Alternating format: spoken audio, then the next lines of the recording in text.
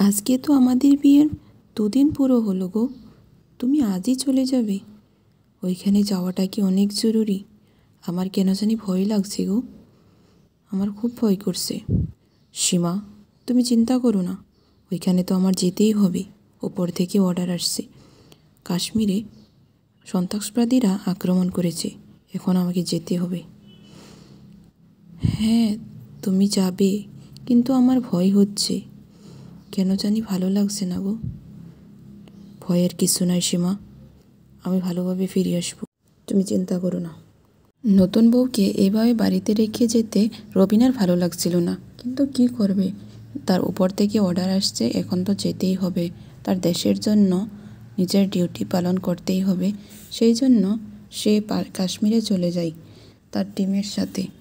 দেশের মানুষগুলোকে বাঁচানোর জন্য সেনাবাহিনীরা নিজের জীবনের সাথে লড়াই করে যাচ্ছে। পাকিস্তানের সেনাবাহিনীরা আক্রমণ করে ভারতের সেনাবাহিনীকে, আর সেই যুদ্ধে রবিনের মৃত্যু হয়ে যায়। দিন সকালে রবিনের বাড়িতে একজন পুলিশ অফিসার আসে। পুলিশ অফিসারকে দেখে রবিনের স্ত্রী অনেকটা ভয় খেয়ে যায়। পুলিশ অফিসারের কথা শুনে তো রবিনের স্ত্রীর আর কেন জ্ঞানই নাই। রবিনের মৃত্যুর খবর শুনে রবিনের পুরো পরিবারই ভেঙে পড়েছে। এখন ওরার অবস্থা অনেক খারাপ হয়ে গেছে। নিজের ছেলেকে হারিয়ে তার মা অনেক কষ্ট পাচ্ছিল। এই খবর শুনে তো রবিনের স্ত্রী একদম ভেঙে পড়েছিল। এইখানে রবিন আর তার সাথীকে অন্তিম সংস্কারের ব্যবস্থা করা হয়।